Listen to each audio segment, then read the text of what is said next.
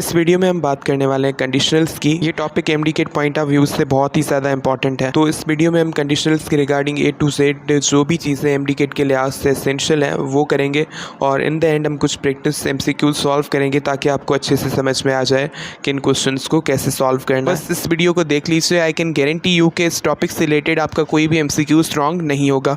तो आइए स्टार्ट करते हैं। तो सबसे पहले ये बात करते हैं कि कंडीशनल्स क्या होते हैं। तो देखिए, कंडीशनल्स या कंडीशनल सेंटेंस हमारे पास सेंटेंस का टाइप होते हैं जो कि कोई कंडीशन होती है उसको डिस्क्राइब करते हैं, और उसका जो आउटकम होता है ना, जो कंडीशन हो रही है उसकी वजह से जो आउटकम निकलेगा, जो उसका रिजल्ट निकलेगा, उसको भी डिस्क्राइब करते हैं। इसका मतलब कि कंडीशनल्स क्या होते हैं। कंडीशनल वो सेंटेंस होते हैं जो कि किसी कंडीशन को और उस कंडीशन के नतीजे में जो रिजल्ट प्रोड्यूस होगा, जो आउटकम प्रोड्यूस होगा, उसको ये क्या करते हैं, एक्सप्रेस करते हैं या इंडिकेट करते हैं। तो उसका मतलब कि हमारे पास कंडीशनल्स वो सेंटेंस है जो क्या करेंगे, कोई हमारे पास सिचुएशन है, कोई कंडीशन है, उसके और उसका जो आउटकम होगा उनको क्या करेंगे, एक्सप्रेस करेंगे। तो ये जो कंडीशनल सेंटेंस होते हैं, ये वर्ड जो होता है इफ़ उसके ऊपर बेस्ड होते हैं। मतलब कि जो वर्ड है इफ़ उसके ऊपर ये बेस्ड होते हैं। तो इफ़ का मतलब क्या कि अगर, मतलब कि अगर ये चीज़ हो तो उसका ये नतीजा निकलेगा, मतलब अगर ये होता है तो इसका ये नतीजा निकलेगा। तो इस तरीके से ये चीज़ इंडिकेट करते हैं कि ये अगर सिचुएशन है तो इसका ये रिज़ल्ट निकलेगा, ये आउटकम निकलेगा। इसीलिए ये इफ़ के ऊपर बेस्ड होते हैं। उसके बाद कह रहा है कि हमारे पास इसके दो पार्ट्स होते हैं कंडीशनल सेंटेंस के। एक पार्ट होता है सही है जो कि इफ़ से शुरू होता है, वो डिस्क्राइब करता है वो पॉसिबल सिचुएशन।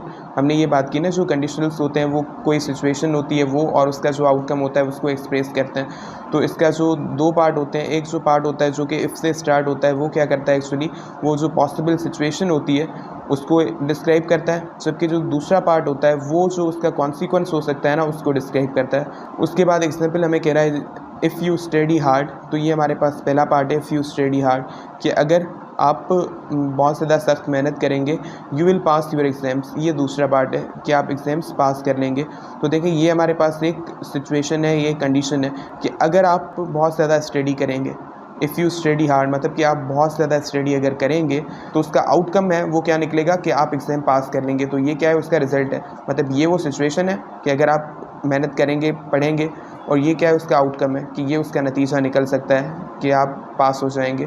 तो आउटकम वाला जो होता है हमारे पास, एक ये पार्ट होता है जो कि आउटकम को एक्सप्रेस करता है, और ये एक पार्ट होता है इफ़ वाला जो कि हमारे पास उस कंडीशन को एक्सप्रेस करता है।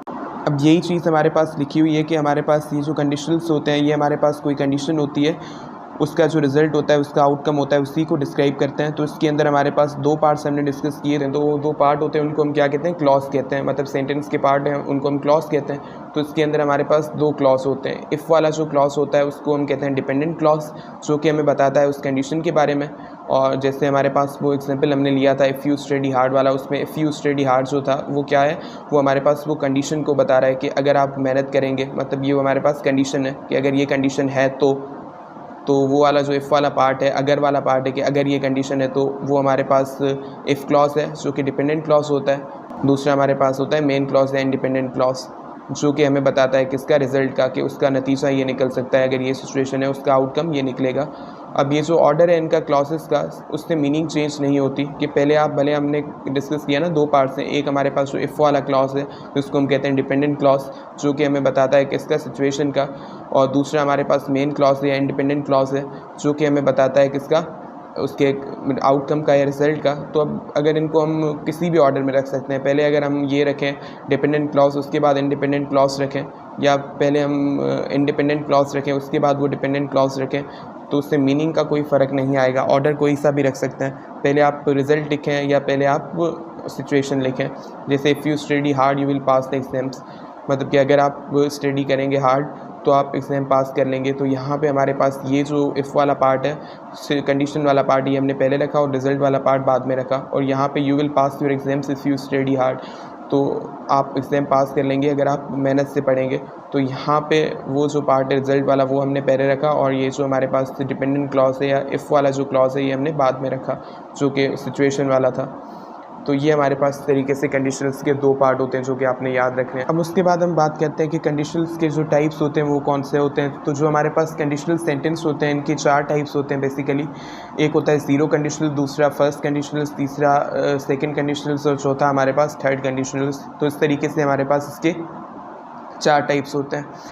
अब देखिए इन 4 टाइप्स के अंदर जो मेन चीज़ों पे जिन पे हमें फोकस करना है वो ये कि इन चारों टाइप्स की सेंटेंस स्ट्रक्चर क्या है, और वो जो सेंटेंस स्ट्रक्चर है उसके अंदर कौन कौन से टेंस यूज़ हो रहे हैं और इनके यूजेस क्या होते हैं, मतलब डिफरेंट टाइप ऑफ जो कंडीशनल्स होते हैं ये किस कंडीशन में यूज़ होते हैं, ये कौन सी चीज़ एक्सप्रेस कर रहे होते हैं, तो उनका जो यूज़ है वो भी हमें आना चाहिए। मतलब कि इन चीज़ों पे फोकस करना है। एक तो आपको पता होना चाहिए उस कंडीशन की स्ट्रक्चर क्या है, उसके अंदर टेंस कौन सा यूज़ हो रहा है और उसका यूज़ क्या है, उसका जो यूसेज है वो भी आपको आना चाहिए। तो अब ये जो चीज़ें हैं सारी जो कि हमें इन टाइप्स के अंदर फोकस करनी है, अब इनको प्रैक्टिकली कैसे अप्लाई करना है जब हम MCQ सॉल्व करेंगे तब आपको वो आइडिया आ जाएगा। अब सबसे पहला जो टाइप है हमारे पास वो है ज़ीरो कंडीशनल्स। अब देखिए ज़ीरो कंडीशनल्स हमारे पास कंडीशनल सेंटेंस के टाइप होते हैं। अब इनको हम तब यूज़ करते हैं ज़ीरो कंडीशनल्स को जब हमें बात करनी होती है उन चीज़ों के बारे में जो कि हमारे पास जनरली ट्रू होती हैं, मतलब कि हमारे पास कोई लॉस हैं, कोई रूल्स हैं, मतलब कि वो या कोई साइंटिफिक हमारे पास चीज़ें हैं जो कि हमारे पास क्या है, ट्रुथ है, जो कि ट्रू हैं चीज़ें, तो उनके बारे में बात करने के लिए ज़ीरो कंडीशनल्स यूज़ होते हैं। मतलब कि ज़ीरो कंडीशनल्स वो कंडीशनल्स का टाइप होता है जो कि हमारे पास यूज़ होता है टू इंडिकेट दोज थिंग्स जो कि हमारे पास ट्रू हैं, जो कि हमारे पास एक्चुअली लॉस हैं, रूल्स हैं, मतलब कि साइंटिफिक ट्रुथ हैं, जो कि बिल्कुल मतलब सही है, मतलब इंडिकेट करने के लिए ज़ीरो कंडीशनल्स यूज़ होते हैं। अब इसकी स्ट्रक्चर क्या होती है वो देखें। अब देखिए इसके अंदर हमारे पास हमने बात की थी इसके 2 पार्ट होते हैं हर कंडीशनल के। एक होता है हमारे पास इंडिपेंडेंट क्लॉज, दूसरा होता है डिपेंडेंट क्लॉज। तो जो इफ़ वाला क्लॉज होता है जिसको हम डिपेंडेंट क्लॉज कहते हैं। अब देखें इसकी स्ट्रक्चर क्या होगी। इसके अंदर क्या होगा, सबसे पहले स्टार्ट होगा इफ़ से, मतलब इफ़ वाला जो क्लॉज है वो इफ़ से स्टार्ट होगा, या इफ़ की जगह पे वेन भी हो सकता है। मतलब कि ये हमारे पास जो डिपेंडेंट क्लॉज है ना वो इफ़ से भी स्टार्ट होता है और वेन से भी होता है, तो इफ़ या वेन होगा। उसके बाद वो जो डिपेंडेंट क्लॉज होगा उसके अंदर प्रेजेंट सिंपल टेंस यूज़ होगा। कौन सा टेंस यूज़ होगा, प्रेजेंट सिंपल टेंस। मतलब कि इसका जो डिपेंडेंट क्लॉज है इफ़ वाला क्लॉज है उसमें इफ़ या वेन होगा, उसके बाद प्रेजेंट सिंपल टेंस होगा। उसके बाद मतलब ये हमारे पास जो कंडीशन है या जो हमारे पास सिचुएशन है उसको एक्सप्रेस करेगा। उसके बाद जो हमारे पास आउटकम को एक्सप्रेस करेगा, दूसरा जो क्लॉज है मेन क्लॉज जो कि आउटकम को या रिजल्ट को एक्सप्रेस करेगा, उसके अंदर प्रेजेंट सिंपल टेंस यूज़ होगा। कौन सा टेंस यूज़ होगा, प्रेजेंट सिंपल टेंस। तो ये हम चेक करते हैं एग्जांपल्स के थ्रू। जैसे हमारे पास यहाँ पे कह रहा है if it rains things get wet, कि अगर बारिश हो जाए तो चीज़ें बिल्कुल वेट हो जाती हैं, मतलब कि जो चीज़ें हैं वो क्या हो जाती हैं, गीली हो जाती हैं। तो देखिए यहाँ पे हमारे पास ये क्या है, एक यूनिवर्सल ट्रूथ है, ये एक ट्रू चीज़ है। मतलब कि हमारे पास ये सीधी सी बात है, ये क्या है, हमारे पास ट्रुथ है कि अगर बारिश आएगी तो सीधी सी बात है चीज़ें वेट हो जाएंगी, भीग जाएंगी चीज़ें। तो इसमें तो कोई शक नहीं है, ये ट्रुथ है बिल्कुल। तो इसके लिए हम ज़ीरो कंडीशनल यूज़ करेंगे। और उसकी स्ट्रक्चर कौन सी रहेगी, सबसे पहले इसका जो इफ़ वाला क्लॉज आएगा और उसके बाद मेन क्लॉज आएगा। तो जो इफ़ वाला क्लॉज है जो कि सिचुएशन को एक्सप्रेस कर रहा है कि अगर बारिश हो, इफ़ इट रेन्स, अगर बारिश हो, तो इसके अंदर स्ट्रक्चर ये रहेगी कि इफ़ होगा और उसके बाद हम क्या यूज़ करेंगे, प्रेजेंट सिंपल टेंस। तो देखिए यहाँ पे हमारे पास ये हमने जो लिखा है ये प्रेजेंट सिंपल के अंदर लिखा है, इट रेन्स, ये प्रेजेंट सिंपल टेंस की स्ट्रक्चर है। उसके बाद ये जो हमारे पास मेन क्लॉज है थिंग्स गेट वेट, जो कि हमारे पास आउटकम को इंडिकेट कर रहा है कि चीज़ें क्या जाएंगी, भीग जाएंगी। तो इसके अंदर भी हमने प्रेजेंट सिंपल टेंस रखा है। देखें थिंग्स गेट वेट, बिल्कुल ये हमारे पास सब्जेक्ट है, first form of the verb use हो रहा है। तो ये हमारे पास क्या है, प्रेजेंट सिंपल टेंस के अंदर लिखा है हमने दूसरे क्लॉज को भी। तो ये चीज़ होती है हमारे पास इसके अंदर कि इसकी स्ट्रक्चर क्या रहती है। इसकी स्ट्रक्चर ये रहती है कि इफ़ होता है, इफ़ के बाद हमारे पास प्रेजेंट सिंपल टेंस यूज़ होता है, किसके अंदर हमारे पास ये जो इफ़ वाला क्लॉज है या डिपेंडेंट क्लॉज है, इसके अंदर जो मेन क्लॉज है जो कि आउटकम को इंडिकेट कर रहा है, उसके अंदर भी हम प्रेजेंट सिंपल टेंस यूज़ करते हैं। तो ये इसकी स्ट्रक्चर है। हमारे पास एक और एग्जांपल्स ले लेते हैं। जैसे ये लिखा हुआ है यहाँ पे, ice melts if you heat it, कि आइस जो है वो मेल्ट हो जाएगी अगर हीट करोगे। तो सीधी सी बात है, अगर आइस मेल्ट ही हो जाएगी अगर उसको हीट किया जाएगा। तो देखें यहाँ पे हमारे पास ये जो क्लॉज है, कौन सा क्लॉज है, ये हमारे पास है मेन क्लॉज है, आइस मेल्ट्स। और ये हमारे पास है इफ़ यू हीट इट, तो ये हमारे पास वो डिपेंडेंट क्लॉज है। तो देखें इसमें हमने डिपेंडेंट क्लॉज है जो इफ़ वाला क्लॉज है इसको बाद में रखा और इसको पहले रख दिया। बट ये चीज़ याद रखें, जो डिपेंडेंट क्लॉज है उसके अंदर इफ़ आएगा और इफ़ के बाद प्रेजेंट सिंपल टेंस के अंदर हम लिखेंगे सेंटेंस को। तो हमने वही लिखा है इफ़, उसके बाद यू ईट इट, तो ये प्रेजेंट सिंपल के अंदर लिखा है। और ये हमारे पास जो मेन क्लॉज है जो कि रिजल्ट को एक्सप्रेस करा है, उसके अंदर भी हमने प्रेजेंट सिंपल टेंस को यूज़ किया है। तो ये चीज़ आपको याद रखनी है। तो पोजीशन भले कौन सी भी हो, पहले हम इफ़ वाला लिखें या बाद में लिखें, बट इफ़ वाला जो क्लॉज होगा उसके अंदर इफ़ और बाद में प्रेजेंट सिंपल टेंस, और जो मेन होगा क्लॉज उसके अंदर भी प्रेजेंट सिंपल टेंस यूज़ होगा ज़ीरो कंडीशनल्स के अंदर। और ये जो ट्रुथ होते हैं उनको एक्सप्रेस करने के लिए यूज़ होता है। हम बात करते हैं फर्स्ट कंडीशनल्स की। अब देखिए first conditionals are actually types of conditionals. Conditional sentence के टाइप हैं। अब ये यूज़ होते हैं to talk about the things which might happen in the future, मतलब कि उन चीज़ों के बारे में ये बात करने के लिए यूज़ होते हैं जो कि फ्यूचर के अंदर हो सकती हैं। मतलब कि वो चीज़ें जो कि फ्यूचर के अंदर हो सकती हैं, मतलब कि जो पॉसिबल हैं, मतलब जिनका होना पॉसिबल है, जो कि ईजीली सही साबित हो सकती हैं फ्यूचर के अंदर, क्योंकि वो पॉसिबल है, मतलब वो चीज़ मुमकिन है, मतलब वो चीज़ प्रैक्टिकली होना पॉसिबल है, वो हो सकती है फ्यूचर के अंदर, बट उसकी सर्टेनिटी अननोन है, मतलब होगी या नहीं होगी वो कंफर्म नहीं है, बट हाँ फ्यूचर के अंदर वो हो सकती है। अब हो या ना हो वो तो फ्यूचर के बारे में हम प्रिडिक्ट नहीं कर सकते कि वो चीज़ होगी या नहीं होगी, बट हाँ फ्यूचर के अंदर वो हो सकती है क्योंकि वो प्रैक्टिकली पॉसिबल है। तो ऐसी अगर सिचुएशंस होती हैं, कंडीशंस होती हैं और उनका जो आउटकम होता है उनको इंडिकेट करने के लिए फ़र्स्ट कंडीशनल्स को यूज़ किया जाता है। मतलब फ़र्स्ट कंडीशनल्स हमारे पास यूज़ होते हैं उन चीज़ों को इंडिकेट करने के लिए जो कि हमारे पास फ्यूचर के अंदर हो सकती हैं, क्योंकि वो प्रैक्टिकली पॉसिबल हैं, वो सही साबित हो सकती हैं फ्यूचर में। अब देखें इनकी स्ट्रक्चर क्या रहती है। स्ट्रक्चर की तो मैंने बात आपको बताई थी कि एक होता है डिपेंडेंट क्लॉज जो कि हमारे पास इफ से स्टार्ट होता है, दूसरा मेन क्लॉज होता है जो कि आउटकम या रिजल्ट को एक्सप्रेस कर रहा होता है। तो जो सिचुएशन को एक्सप्रेस करता है इफ़ वाला क्लॉज, तो वो हमारे पास इफ़ से स्टार्ट होगा या व्हेन से स्टार्ट होगा और उसके बाद उसमें प्रेजेंट सिंपल टेंस यूज़ होगा। कौन सा होगा? Present simple tense. मतलब कि अगर हमारे पास कंडीशन ये है कि वो चीज़ें जो फ्यूचर के अंदर हो सकती हैं, लाइकली पॉसिबल हैं, उनको एक्सप्रेस कर रहे हैं, तो हम क्या यूज़ करेंगे? फर्स्ट कंडीशन जिसकी स्ट्रक्चर ये होगी इफ़ प्लस प्रेजेंट सिंपल, किसके अंदर? जो हमारे पास इफ़ वाला क्लॉज है उसके अंदर। उसके बाद जो मेन क्लॉज है उसके अंदर फ्यूचर सिंपल टेंस यूज़ करेंगे। एक्चुअली फ्यूचर सिंपल टेंस कह सकते हैं, बट एक्चुअल में क्या होता है कि फ्यूचर सिंपल टेंस में तो शैल भी होता है हेल्पिंग वर्ब, पर इसके अंदर वो चीज़ नहीं होती। इसके अंदर विल होगा और विल के बाद इन्फिनेटिव वर्ब जो होता है, मतलब वर्ब का जो फर्स्ट फॉर्म होता है वो यूज़ होगा। मतलब विल और विल के बाद वर्ब का जो फर्स्ट फॉर्म है वो हम यूज़ करते हैं। यहाँ पे एग्जाम्पल्स लेते हैं। If it does not rain tomorrow we will go to the beach. अगर कल बारिश नहीं हुई तो हम बीच पे जाएंगे। मतलब अगर कल बारिश नहीं हुई तो हम बीच पे जाएंगे। तो इसके अंदर क्या कह रहा है कि अगर हमारे पास ये चीज़ नहीं हुई तो हम कल बीच पे जाएंगे। तो इसका मतलब कि यहाँ पे ये क्या इंडिकेट कर रहा है? ये यहाँ पे इंडिकेट कर रहा है कि अगर हमारे पास ये जो चीज़ है ना, we will go to the beach, मतलब हम बीच पे जाएंगे, ये हमारे पास फ्यूचर में पॉसिबल है जाना, बट जाएंगे या नहीं वो चीज़ कंफर्म नहीं है, बट हाँ जाना पॉसिबल है, ये हो सकता है फ्यूचर में। बट वो डिपेंड किस पे कर रहा है कि अगर बारिश नहीं हुई तो उसका मतलब कि हमारे पास ऐसी सिचुएशंस को ये एक्सप्रेस करने के लिए यूज़ हो रहा है जो कि हमारे पास फ्यूचर के अंदर हो सकती है, मतलब फ्यूचर के अंदर ये आउटकम निकल सकता है। बाद इसके अंदर अगर आप देखें तो हमारे पास ये जो इफ़ वाला क्लॉज है इसके अंदर इफ़, और उसके बाद हमने प्रेजेंट सिंपल टेंस के अंदर ये चीज़ लिखी है इट डज़ नॉट रेन। तो यहाँ पे डज़ नॉट जो है हमारे पास ये इसका हेल्पिंग वर्ब है सिंपल टेंस का, वही लिखा है हमने प्रेजेंट सिंपल टेंस के अंदर। उसके बाद हमने जो हेल्पिंग वर्ब यहाँ पे यूज़ किया है विल यूज़ किया है, we will go to the beach, will और उसके बाद वर्ब का फर्स्ट फॉर्म, तो यही चीज़ होती है। अब उसके बाद हम बात करेंगे सेकंड कंडीशनल्स की कि सेकंड कंडीशनल्स क्या होते हैं। अब देखें जो सेकंड कंडीशनल्स होते हैं वो यूज़ होते हैं टू इमेजिन प्रेजेंट और future situations that are impossible and unlikely in reality. ये हमारे पास जो सेकंड कंडीशनल्स होते हैं ये ऐसी सिचुएशंस को इमेजिन करने के लिए यूज़ होते हैं, मतलब कि ऐसी प्रेजेंट या फ्यूचर सिचुएशंस को इमेजिन करने के लिए यूज़ होते हैं जो कि एक्चुअल में रियलिटी में हमारे पास इम्पॉसिबल होती हैं, मतलब कि अनलाइकली होती हैं, मतलब हो नहीं सकती रियलिटी के अंदर।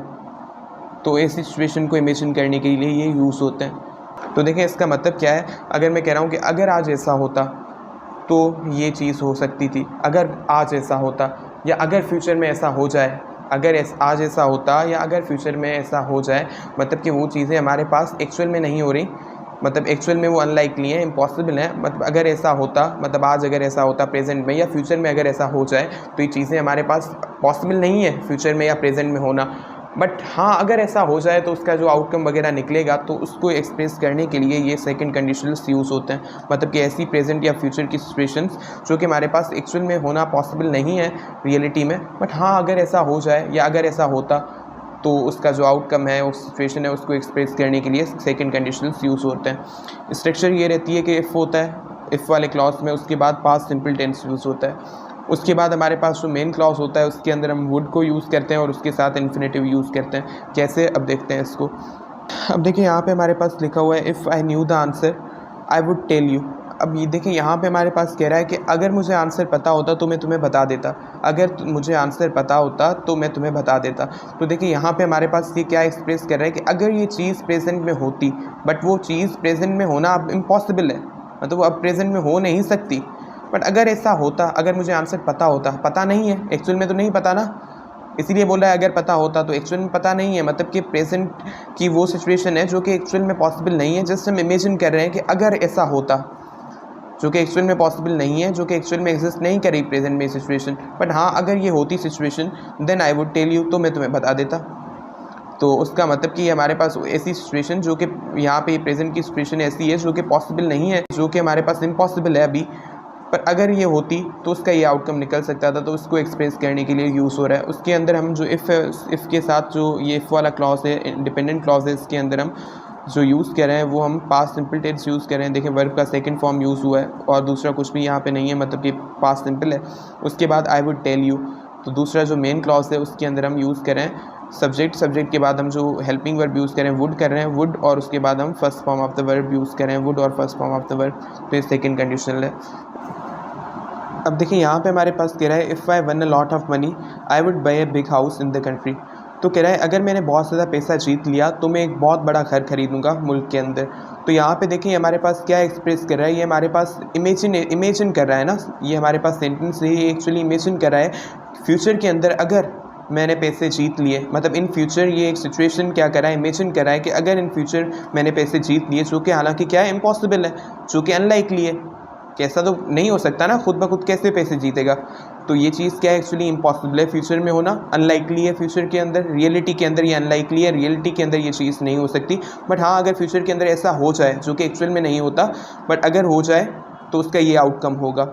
तो ये चीज़ एक्सप्रेस करने के लिए, ये इमेजिन करने के लिए कि अगर ये सिचुएशन फ्यूचर के अंदर हो तो उसका ये आउटकम होगा। और इसके अंदर हमने इफ के बाद ये जो डिपेंडेंट क्लॉज है इसके अंदर हमने यूज़ किया है past simple tense, second form verb का आप देख सकते हैं यहाँ पे सब्जेक्ट और उसके बाद direct second form of the verb.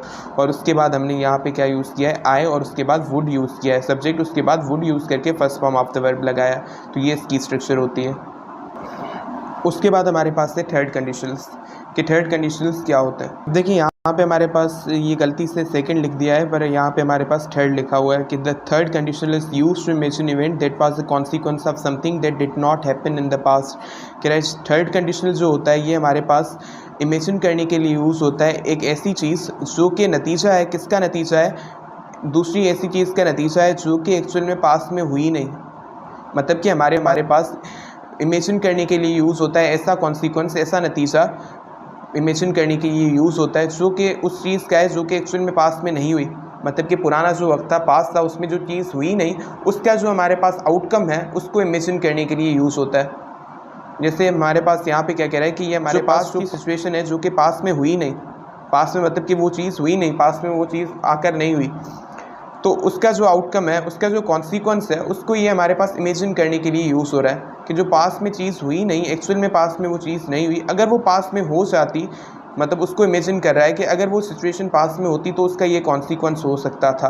तो उसके लिए हमारे पास यूज़ हो रहा है, मतलब ऐसी चीज़ जो कि पास्ट में एक्चुअल में हुई नहीं, बट अगर हाँ पास्ट में हो जाती तो उसका आउटकम ये निकल सकता था। तो वो कॉन्सिक्वेंस और वो जो सिचुएशन है जो कि एक्चुअल में नहीं हुई थी, उसको इमेजिन करने के लिए कि अगर ये होती तो ये नतीजा निकलता, तो वो ये यूज़ हो रहा है इस सेंस के अंदर।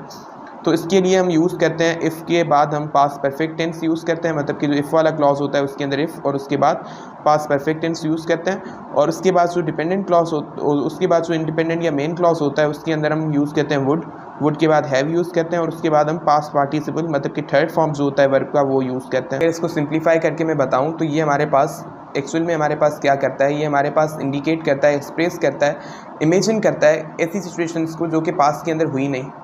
ये इमेजिन कर रहा है कि अगर ये होती तो ये आउटकम होता, तो वो चीज़ ये एक्सप्रेस कर रहा है ऐसी सिचुएशंस की जो पास्ट में हुई नहीं थी।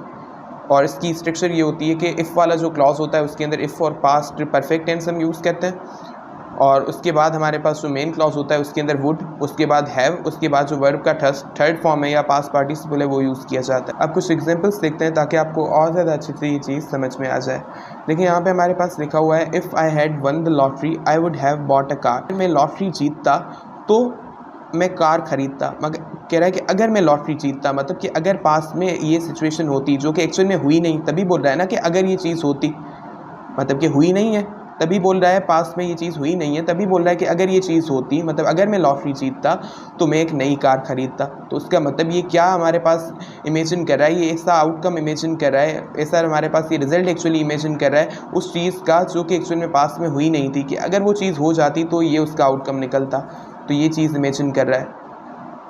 और इसके अंदर हम स्ट्रक्चर के अंदर क्या यूज़ करें, इफ़, और इफ़ के बाद हम यूज़ करें पास्ट परफेक्ट टेंस। देखें पास्ट परफेक्ट टेंस के अंदर हैड यूज़ होता है और उसके बाद third form of the verb use होता है। बिल्कुल वही हमने यूज़ किया, और उसके बाद हमारे पास जो मेन क्लॉज है उसके अंदर हमने वुड, हैव और उसके बाद third form of the verb use किया। मतलब वुड, उसके बाद हैव और third form of the verb use होता है। उसके बाद कह रहा है if they had not pass their exam their teacher would have been sad. कह रहा है कि अगर वो एग्ज़ाम पास नहीं करते तो उनके जो टीचर है वो बहुत ज़्यादा सैड होते, कि अगर वो एग्ज़ाम पास नहीं करते, मतलब एक्चुअल में ये चीज़ हुई नहीं, पास्ट में ये चीज़ हुई नहीं है, इसीलिए कह रहा है ना अगर वो एग्ज़ाम पास नहीं करते, मतलब एक्चुअल में कर लिया है पर अगर वो नहीं करते, मतलब पास्ट के अंदर अगर ये सिचुएशन होती जो कि एक्चुअल में नहीं हुई है तो उसका ये आउटकम निकलता। तो ये जो चीज़ है इसको ये इंडिकेट कर रहा है, मतलब कि ये इंडिकेट कर रहा है कि पास में जो सिचुएशन नहीं हुई है, जो एक्चुअल में नहीं हुई पास में, अगर वो होती तो उसका ये आउटकम होता। तो वो ये चीज़ एक्सप्रेस कर रहा है। और इसके अंदर हम इफ़ के बाद यूज़ करते हैं पास्ट परफेक्ट टेंस इन डिपेंडेंट क्लॉज, और उसके बाद जो हमारे पास इंडिपेंडेंट क्लॉज या मेन क्लॉज होता है उसके अंदर हम वुड, उसके बाद हैव, और उसके बाद हम यूज़ करते हैं पास्ट पार्टिसिपल या थर्ड फॉर्म। तो उसके अंदर सबसे पहले सब्जेक्ट यूज़ होगा, उसके बाद वुड, हैव, ये वर्ब हैं वो उसके बाद यूज़ होंगे। तो ये तो आपको पता होगा ही पहले से ही। तो ये हमारे पास थर्ड कंडीशनल्स थे। तो हमने देखे first conditional, second, zero, third सबको सीखा है। अब हम कुछ एमसीक्यू सॉल्व करते हैं ताकि आपको प्रैक्टिकली आइडिया आ जाए इन कॉन्सेप्ट्स को प्रैक्टिकली कैसे अप्लाई करना है। अब ये हमारे पास कुछ प्रैक्टिस एमसीक्यूज़ है रिगार्डिंग कंडीशनल्स। तो इसके अंदर जो हमने बात की थी कंडीशनल्स की स्ट्रक्चर की, कि इनमें कौन कौन से टेंस यूज़ होते हैं वो, और इनका यूजेस, इनके यूजेस क्या होते हैं, तो वो दोनों चीज़ें यहाँ पे आपको यूज़ करके अप्लाई करके इन एमसीक्यूज़ को सॉल्व करना है। तो आइए वन बाय वन हम सॉल्व करते हैं ताकि आपको आइडिया आ जाए कि इन क्वेश्चंस को प्रैक्टिकली सॉल्व कैसे किया जाता है। तो देखिए सबसे पहले हमें कह रहा है if you dash 5 and 6 you dash 11। तो यहाँ पे हमें कह रहा है कि if you dash 5 and 6 you dash 11। तो देखिए यहाँ पे हमारे पास यहाँ पे कोई भी टेंस हमें शो नहीं हो रहा, यहाँ पे हमें कोई स्ट्रक्चर में पता नहीं लग रहा टेंस कौन सा है। तो उसका मतलब कि स्ट्रक्चर के लिहाज से तो हमें ये आइडिया नहीं आ रहा कि कौन सा कंडीशनल है जो कि हम कुछ आंसर देने की कोशिश करें। तो अब यहाँ पे जो चीज़ काम की आएगी ना वो आएगी यूज़ की, कि जो हमने कंडीशनल्स के यूज़ पढ़े थे। देखिए यहाँ पे हमारे पास ऑप्शंस को देखें तो यहाँ पे एड और ये जो गेट है, मतलब कि अगर ऐड करते हैं ऐसे, ये तो हमें क्या मिलेगा, 11 मिलेगा। 5 और 6 को ऐड करते हैं तो 11 मिलेगा। तो बात ये है, बट कौन सा हमारे पास ये कंडीशनल है तो ये तो हमें स्ट्रक्चर से पता नहीं लग सकता, क्योंकि हमें दोनों जो हमारे पास क्लॉज हैं दोनों के अंदर हमने वो पुट करना है, वर्ब हमने पुट करना है। तो इसीलिए हमारे पास हमें यूज़ अगर पता है कि ये हमारे पास क्या है, कि अगर हम 5 को और 6 को ऐड करेंगे तो हमारे पास 11 बनेगा। तो ये हमारे पास क्या है, ये हमारे पास एक यूनिवर्सल रूल है, ये ट्रुथ है, ये फैक्ट है। और जब हमारे पास कोई ट्रुथ है, कोई फैक्ट है, तो उसको लिए हम ज़ीरो कंडीशनल यूज़ करते हैं। उसका मतलब कि हमारे पास ये जो सेंटेंस है ये ज़ीरो कंडीशनल है, क्योंकि ऐसी बात जो होती है वो ज़ीरो कंडीशनल ही बताता है, जो ट्रुथ वाली बात होती है। तो उसका मतलब कि यहाँ पर हम जो पुट करेंगे ना, जो जिस टेंस के लिहाज से हम करेंगे वो कौन से हिसाब से हम करेंगे, ज़ीरो कंडीशन के लिहाज से हम वर्ब यहाँ पे पुट करेंगे। तो कौन सा करेंगे, हम यहाँ पे ऐड लिखेंगे, यहाँ पे गेट लिखेंगे, क्योंकि हमारे पास इफ़ वाले क्लॉज में भी हम प्रेजेंट सिंपल टेंस यूज़ करते हैं ज़ीरो कंडीशन में, और ये जो हमारे पास होता है मेन क्लॉज उसमें भी हम प्रेजेंट सिंपल यूज़ करते हैं। तो इसलिए हम यहाँ पे लिखेंगे if you add 5 and 6 you get 11। तो इस तरीके से हमारे पास ये चीज़ होगी। क्योंकि उसके बाद हमारे पास है if I see Sam I dash give him your message. देखिए कह रहा है कि अगर मैंने सैम को देखा तो मैं तुम्हारा मैसेज उसे दे दूँगा। तो यहाँ पे हमारे पास देखें, यहाँ पे हमारे पास अगर स्ट्रक्चर की अगर हम बात करें तो यहाँ पे हमें ये तो पता चल रहा है ये हमारे पास क्लॉज है, वो डिपेंडेंट क्लॉज होता है ना, इफ़ वाला क्लॉज। तो यहाँ पे इफ़ की जगह पे व्हेन यूज़ किया है, बस कोई फ़र्क नहीं है। तो ये वो वाला क्लॉज है। तो इसके अंदर देखें आप, यहाँ पे हमारे पास प्रेजेंट सिंपल टेंस यूज़ किया है, सब्जेक्ट उसके बाद वर्ब का फर्स्ट फॉर्म। तो उसका मतलब कि हमारे पास प्रेजेंट सिंपल टेंस यूज़ किया है। तो उस लिहाज से हम बता देंगे कि दूसरा हमारे पास जो क्लॉज है सही है वो उसमें कौन सा टेंस यूज़ होगा। मतलब कि यहाँ पे फिल इन द ब्लैंक हम फिल आराम से कर लेंगे अगर हमें स्ट्रक्चर पता है कंडीशनल्स की। तो देखिए यहाँ पे 2 कंडीशनल्स होते हैं जिनके अंदर हमारे पास ये चीज़ होती है। यहाँ पे जो ये वाला क्लॉज होता है डिपेंडेंट क्लॉज, उसके अंदर ये यूज़ होता है प्रेजेंट सिंपल। एक तो ज़ीरो कंडीशनल, दूसरा फर्स्ट कंडीशनल। पर क्योंकि ज़ीरो कंडीशनल तो ट्रुथ के लिए होता है ना यूज़, ट्रुथ को इंडिकेट करता है। ये कोई ट्रुथ वाली बात तो नहीं है, ये हमारे पास कौन सी बात है कि अगर मैंने उसको देखा तो मैं तुम्हारा मैसेज लूँगा, मतलब फ्यूचर में ये चीज़ पॉसिबल है, मतलब फ्यूचर में ये चीज़ होने के चांस है, फ्यूचर में ये पॉसिबल है, हो सकती है चीज़। तो वो तो इंडिकेट कौन सा करता है, फर्स्ट कंडीशनल करता है। उसमें हम क्या लिखते हैं, मेन क्लॉज के अंदर हम क्या लिखते हैं, जो डिपेंडेंट क्लॉज होता है उसके अंदर हम लिखते हैं प्रेजेंट सिंपल में, और जो मेन क्लॉज होता है उसके अंदर हम लिखते हैं विल लिखते हैं, और विल के बाद हम यूज़ करते हैं first form of the verb. तो उसका मतलब यहाँ पे हम विल यूज़ करेंगे, तो उसका करेक्ट आंसर होगा बी, विल। बात कह रहा है he would have gone to work if he dash sick. तो देखिए यहाँ पे हमें कह रहा है कि वो अपने काम पे चला गया होता अगर वो बीमार ना हुआ होता। तो देखिए यहाँ पे हमारे पास अगर स्ट्रक्चर को देखें तो स्ट्रक्चर से ही हमें आंसर मिल जाएगा।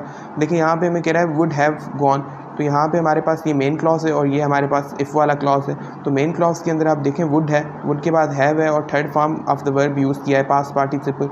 तो उसका मतलब कि ये हमारे पास कौन सा, ये स्ट्रक्चर एक ही के अंदर होती है, वो होता है हमारे पास थर्ड कंडीशनल जो होते हैं उनके अंदर ये होता है। तो जब थर्ड कंडीशनल्स के अंदर ये चीज़ होती है तो उसका मतलब कि हमारे पास थर्ड कंडीशनल है, और थर्ड कंडीशनल के अंदर जो ये क्लॉज होता है इसमें हम क्या लिखते हैं, इस क्लॉज के अंदर हम लिखते हैं पास्ट परफेक्ट टेंस। तो उसका मतलब ये जो हम कंप्लीट करेंगे सेंटेंस पास्ट परफेक्ट टेंस के अंदर, तो पास्ट परफेक्ट टेंस के अंदर हम क्या लिखेंगे, देखिए यहाँ पे जितने भी ऑप्शन है इसमें पास्ट परफेक्ट टेंस वाला तो ये है, इसमें हमारे पास हेल्पिंग वर्ब हैड होता है, तो क्योंकि नेगेटिव में बात करें तो हैड नॉट, और उसके बाद वर्ब का कौन सा फॉर्म यूज़ होता है पास्ट परफेक्ट में, थर्ड फॉर्म। तो बीन क्या है, थर्ड फॉर्म के तौर पर यूज़ हो रहा है, तो यहाँ पर हम सर्च लिखेंगे हैड नॉट बीन।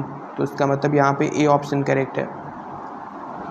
उसके बाद हमें कह रहा है if the painting is good day dash it in the exhibition. कह रहा है कि अगर पेंटिंग अच्छी हुई तो वो उसको एग्जीबिशन में डैश करेंगे, डैश मतलब हैंग करेंगे, मतलब कि लटकाएंगे, मतलब कि अगर पेंटिंग अच्छी हुई तो वो उसको एग्जीबिशन में लटकाएंगे, हैंग करेंगे, मतलब एग्जीबिशन में रखेंगे।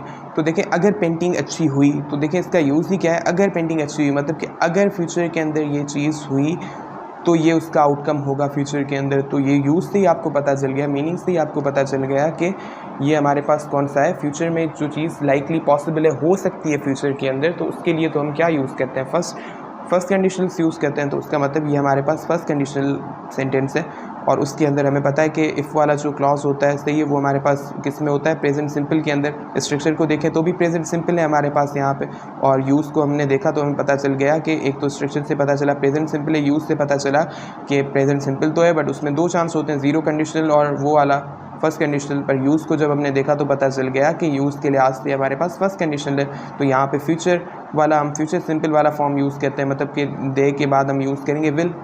तो उसका मतलब कि हम यूज़ करेंगे विल, और first form of the verb हम यूज़ करेंगे, तो विल हैंग होगा इसमें, ऑप्शन है। उसके बाद कह रहा है if I were a bird dash, कि अगर मैं पंछी होता, अगर मैं बर्ड होता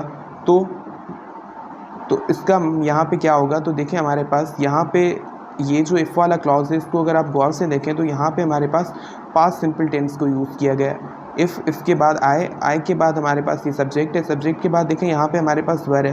तो देखिए वर हमारे पास जो है ये हमारे पास किसका हेल्पिंग वर्ब है, जस्ट वर है, कोई हमारे पास दूसरा मेन वर्ब नहीं यूज़ है, सिर्फ हेल्पिंग वर्ब वर है। तो ये स्टेट को इंडिकेट करा है कि अगर मैं बर्ड होता, तो जब स्टेट ऑफ बीइंग के तौर पे हमारे पास जो यूज़ होता है हेल्पिंग वर्ब वो होता है हमारे पास पास्ट सिंपल टेंस के अंदर, मतलब ये हमारे पास पास्ट सिंपल में लिखा हुआ है। अब क्योंकि पास्ट सिंपल टेंस के अंदर लिखा हुआ है तो पास्ट सिंपल टेंस के अंदर इफ़ वाला क्लॉज तो एक के अंदर ही होता है, वो होता है सेकंड कंडीशनल, उसके अंदर ही ऐसा होता है। और सेकंड कंडीशनल के अंदर बाद में जो मेन क्लॉज होता है उसके अंदर वुड, और वुड के बाद हम यूज़ करते हैं, क्या यूज़ करते हैं, वुड के बाद हम first form of the verb. तो उसके लिए हिसाब से ये सही होगा, I would fly the whole day, क्योंकि इसमें वुड भी है और वुड के बाद first form of the verb है, तो ये करेक्ट होगा आंसर। उसके बाद हमारे पास है I would have left if I dash you were not coming, कि आई वुड हैव लेफ्ट, कि अगर मैं निकल गया होता, अगर मुझे पता होता कि तुम नहीं आ रहे हैं। तो देखिए यहाँ पे हमारे पास क्या होगा करेक्ट, अब स्ट्रक्चर से ही हमें पता चल जाएगा, यूज़ पे जाने की ज़रूरत नहीं है। यहाँ पे देखिए यहाँ पे हमारे पास वुड हैव लिखा हुआ है मेन क्लॉज के अंदर, वुड हैव, और उसके बाद third form of the verb है, मतलब कि थर्ड कंडीशनल्स हैं। थर्ड कंडीशनल के अंदर तो हमारे पास इफ़ वाला जो क्लॉज है उसके अंदर हम यूज़ क्या करते हैं, यहाँ पे पास्ट परफेक्ट टेंस यूज़ करते हैं, और उसके लिहाज से तो हमारे पास यही होगा हैड नोन, क्योंकि इसके अंदर हैड भी है और third form of the verb है, मतलब ये हमारे पास पास्ट परफेक्ट टेंस है। तो ये कुछ प्रैक्टिस एमसीक्यूज़ थे जो कि हमने सॉल्व किए। तो जब भी कंडीशनल्स की प्रैक्टिस एमसीक्यू सॉल्व करने हो तो सबसे पहले ये पता लगाएं कि वो कंडीशनल जो है सही है वो कौन सा टाइप है कंडीशनल का। जब वो पता चलेगा तो ऑटोमेटिकली आप वो आंसर दे देंगे जो फिल इन द ब्लैंक में फिल करना है। तो आपको वो आ जाएगा कि कौन सा यहाँ पे हमने वर्ब का फॉर्म यूज़ करना है, कौन सा हेल्पिंग वर्ब यूज़ करना है। जब आपको कंडीशनल का पता चलेगा तो आपको उसका जो स्ट्रक्चर है वगैरह पूरा आपको आता होगा तो आप इजीली वो आंसर कर देंगे। तो इसके लिए आपको कंडीशनल की स्ट्रक्चर और यूज़ आने चाहिए। सो ये आज की हमारी वीडियो थी। Thank you very much.